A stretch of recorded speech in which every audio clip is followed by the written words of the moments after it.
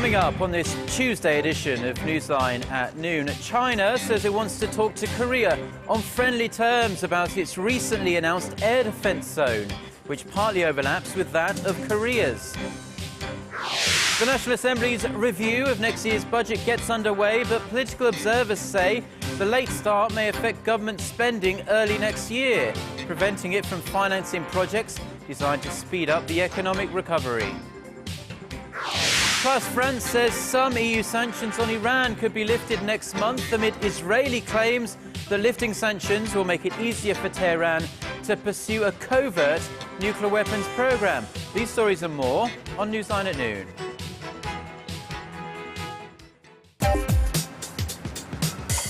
Where's the best place for bibimbap? Les Jeux Olympiques d'hiver se dérouleront-ils à Pyeongchang? هل أنتم حقاً سابع أكبر مصدر في العالم؟ この歌手は誰ですか？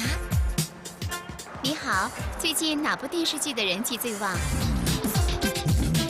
Korea is attracting interest from around the world. The more you know, the more you want to know. Dynamic Korea.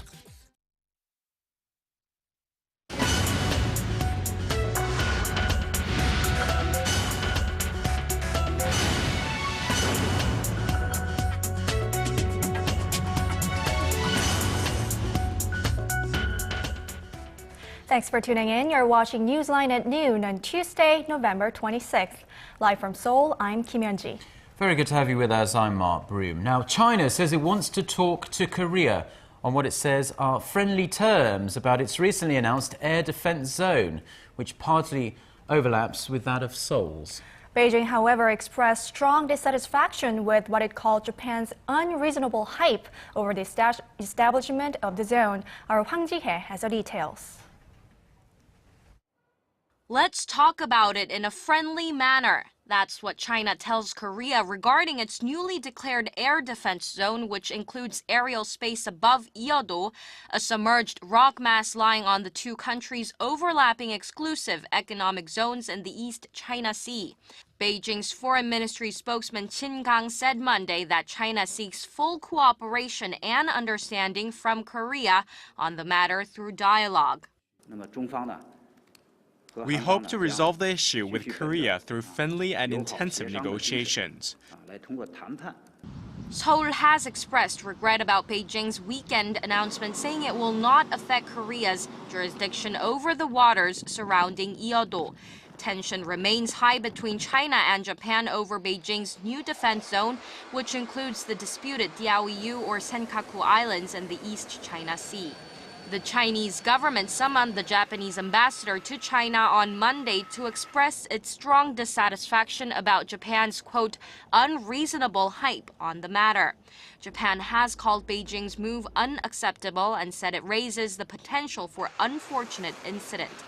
The United States has also slammed China's action and reiterated Washington's commitments to defend Japan in case of a conflict.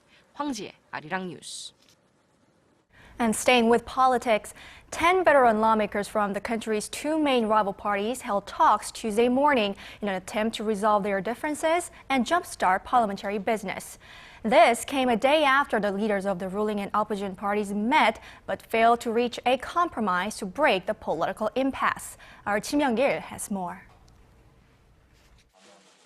10 veteran lawmakers from the ruling Saenuri and the main opposition Democratic Party sat down for talks on Tuesday to try to find a way out of the deadlock that has stalled business in the National Assembly for months.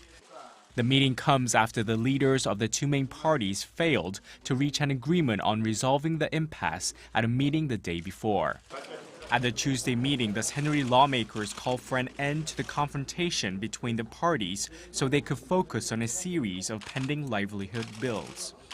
They also proposed bipartisan discussions on key bills like President Park Geun-hye's budget proposal for 2014 and changes to the country's tax code. The Democratic Party lawmakers called for a resolution to an election scandal centering on allegations the National Intelligence Service and other government agencies meddled in last year's presidential election. They repeated their call for an investigation by a special prosecutor and a special parliamentary committee that would seek to reform the spy agency. The the lawmakers ended the meeting with an agreement to keep talking. At the meeting on Monday, DP Chairman Kim Han-gye proposed a bipartisan negotiating group that would handle the election allegations, the investigation by a special prosecutor, and pending livelihood bills. 새누리 Chair Hwang Woo-yeol said he would respond within the week. 지명길, Arirang News. After months of bipartisan wrangling, the National Assembly has finally begun the process of considering next year's budget bill. But due to the huge delay, it's unclear whether the bill can be passed before the end of the year. Our Han Da-eun takes us through the possible effect of the late start. If the 2014 budget proposal does not pass before the new fiscal year begins, at least 40% of next year's budget will not be available until the bill is passed. That means the majority of the funds set aside to help boost the nation's sluggish economic recovery will be suspended, raising concerns that the months-long delay in bringing the budget up for consideration could hurt the domestic economy. Officials at the Ministry of Strategy and Finance say if lawmakers fail to pass the bill before the end of the year, producing a provisional budget, more than $132 billion of next year's budget, of roughly $336 billion, will be suspended. A provisional budget is created when a new budget bill is not passed within the fixed legal period and is based on the budget for the previous fiscal year. Under a provisional budget, only items that qualify as constitutional are available for spending. The $132 billion that could be suspended includes subsidies for some 650,000 jobs, about $188 billion for social overhead capital, and roughly $160 billion for research and development. Discretionary spending in the welfare budget in the amount of $99 billion would also be suspended. Moreover, under the provisional budget, the government won't be able to issue bonds that are constitutionally undefined, nor can it use certain types of short-term loans. Analysts have urged lawmakers to pass the budget proposal quickly, as the timing of its passage is critical to the nation's economy. Han Da-eun, Arirang News. The wife of an elderly Korean War veteran being held in North Korea says her husband's detainment is a misunderstanding and the family is very worried about his health. 85-year-old Merrill Newman has been in detention since October 26th, when he was removed from a plane set to leave Pyongyang after completing a 10-day tour. Mr. Newman's family is very concerned over his health because the former finance executive has a heart condition and has run out of medication. The family say they have sent new pills to Beijing, where they were picked up by the Swedish ambassador and flown to Pyongyang, but they don't know whether he has received them. Mr. Newman's son says the family knows nothing of his father's status. The South Korean government has proposed to North Korea, that the two sides resume stalled sub-panel talks on travel, communications and customs of the inter-Korean Kaesong industrial complex. Seoul's Unification Ministry says it sent a notice on Monday to its North Korean counterpart through the Secretariat of the Joint Management Committee at the industrial park. Although other sub-panel meetings on the joint factory park were held earlier this month, such as on the issues of investment protection and entry and departures, the sub-panel meeting on the three subjects of travel, communications and customs has been up in the air since mid-September. The sub-panel talks deal with the most sensitive issues to North Korea, including internet and cell phone access and the introduction of an electronic system to control passages to and from the joint industrial complex. Korean consumers' confidence in the local economy surged to the highest level in nearly 3 years in November. The Bank of Korea said on Monday that its consumer spending index came in at 107 point, up 1 point from the previous month. The figure is the highest since February 2011, when the nation's CSI stood at 109. A reading over 100 means those optimistic about the economy outnumber the pessimists. The central bank attributed this month's uptick to greater consumption of everyday goods, education, medical, and communication services. Well, Korea is constantly striving to boost its tourist appeal, and it appears to be working. As the latest figures show, more than 10 million tourists have traveled to Korea so far this year. The Korea Culture and Tourism Institute says the 10 million mark was surpassed at the end of October, a month earlier than last year. It's also up over 9% from the same period of 2012. Most visitors were from China with around 3.8 million people, followed by Japan with 2.3 million, down 24% from last year, mainly due to a weaker yen. The Korea Tourism Organization has set a goal of attracting 12.5 million foreign tourists for the year, but experts doubt that target is attainable. They say a new travel law in China, which bans extra fees and tours requiring visit to shopping centers, is having an impact on tourism to Korea.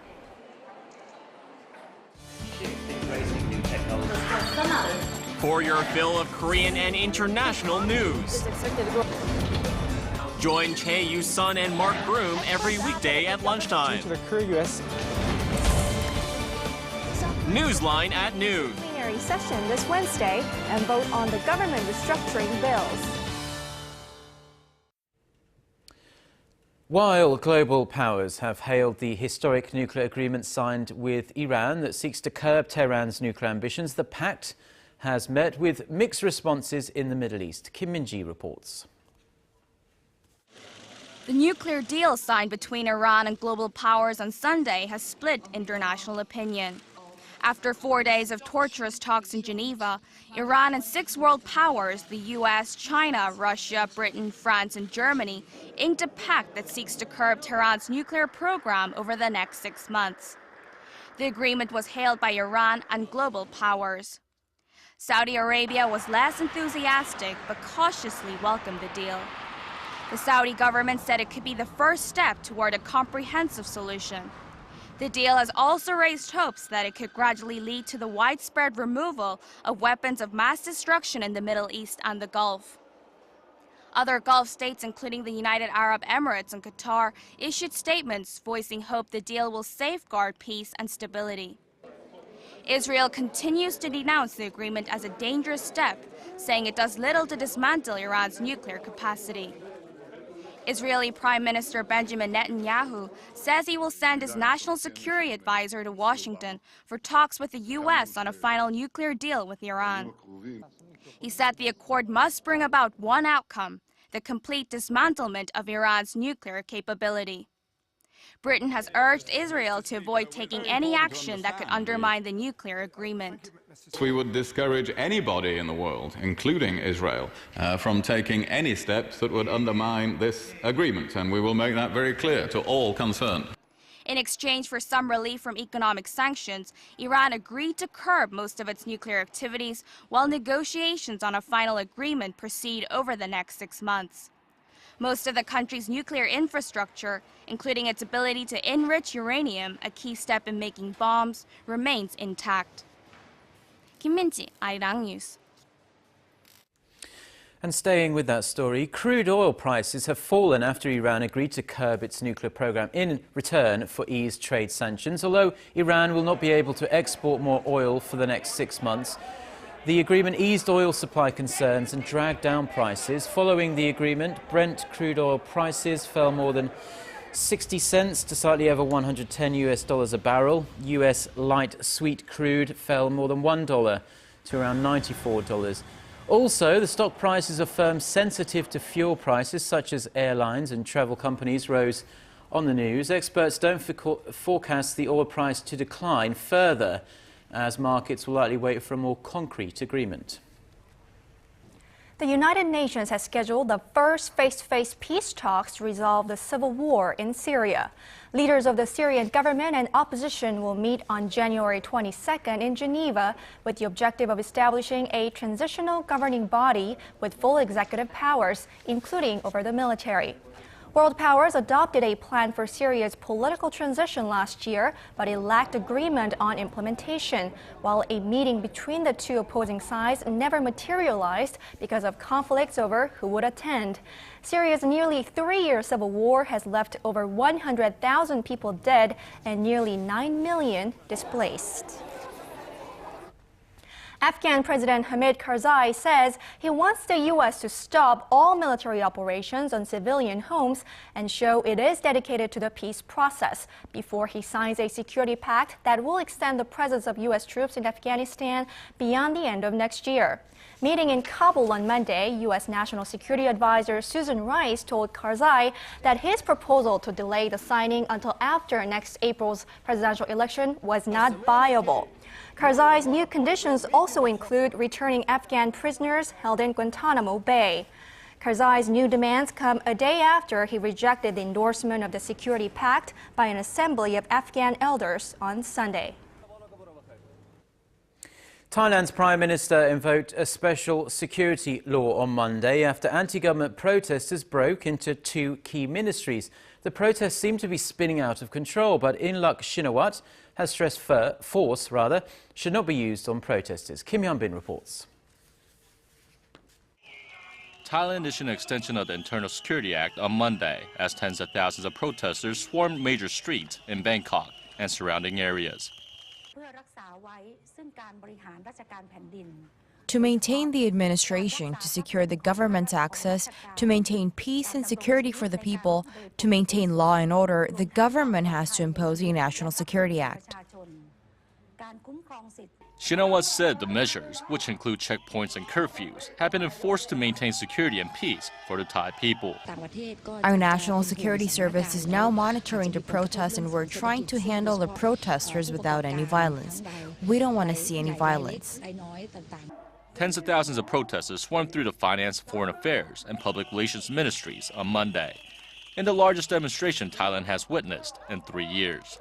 The protest is being led by the opposition Democrat Party, which accuses Shinawat of being a puppet for her brother, Thaksin, who was prime minister from 2001 to 2006.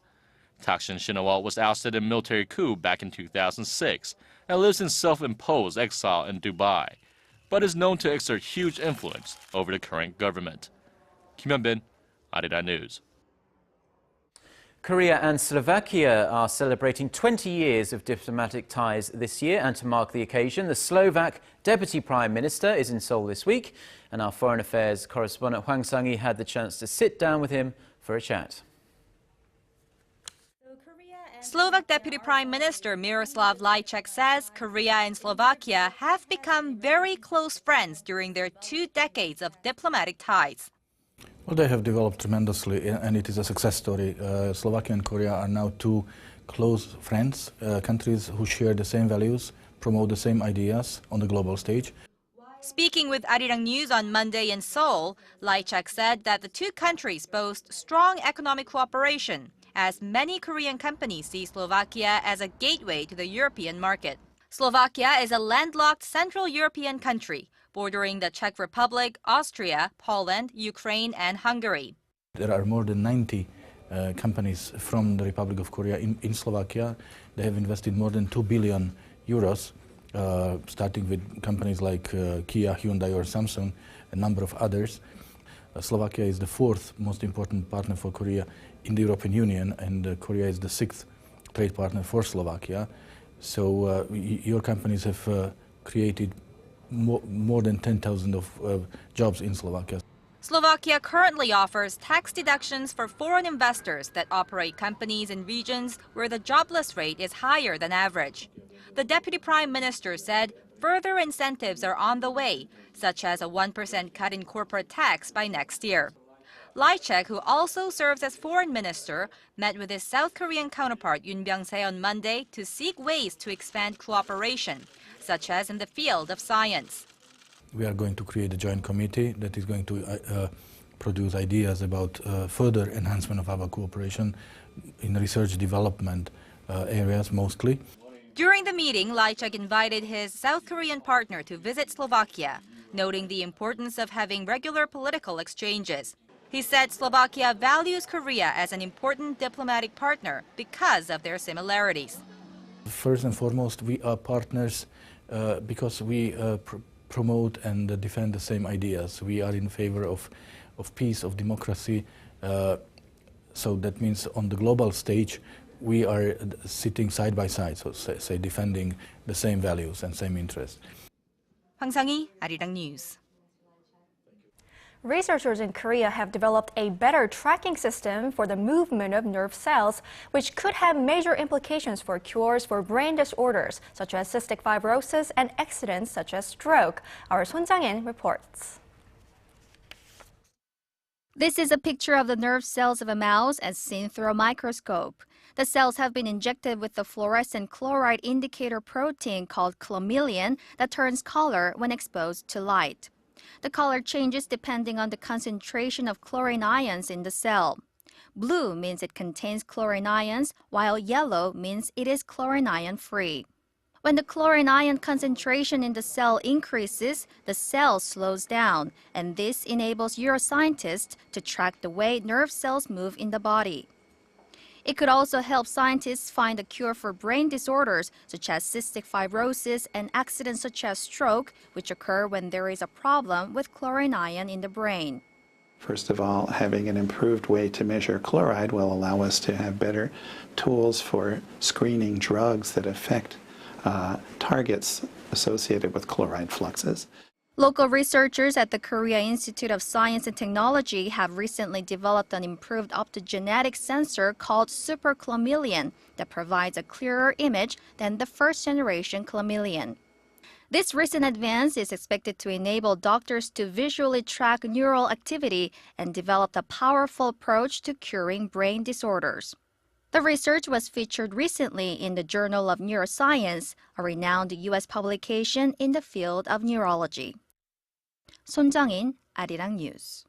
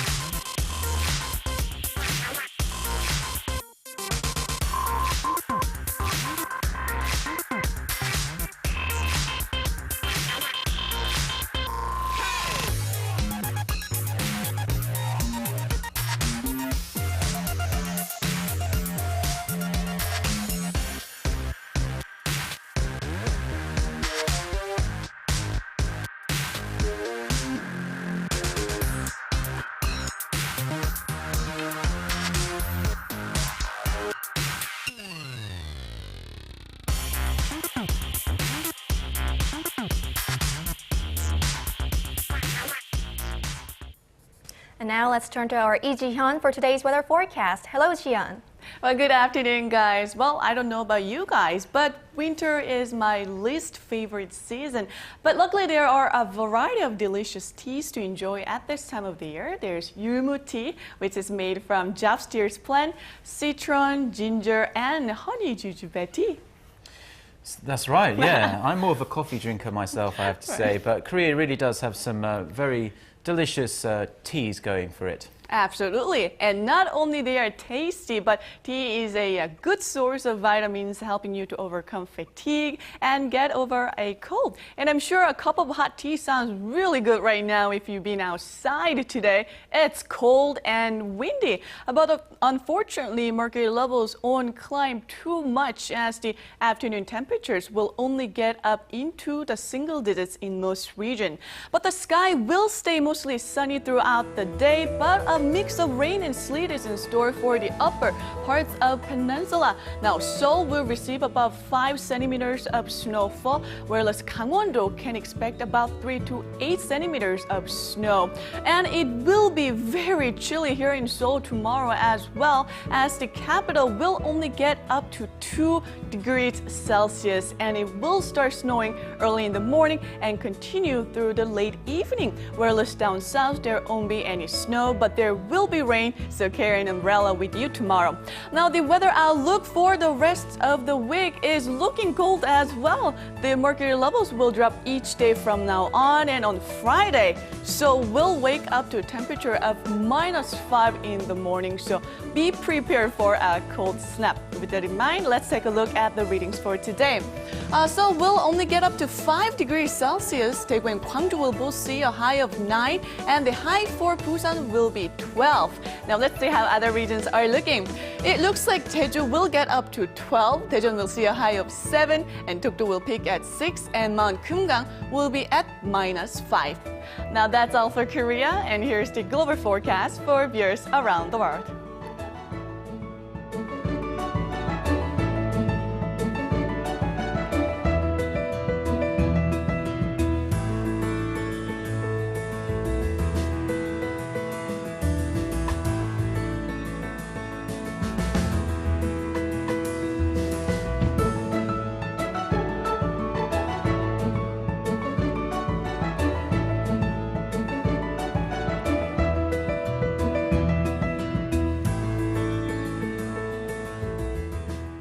That's all for me today. Hope you have a wonderful rest of the day, and back to you guys in the studio.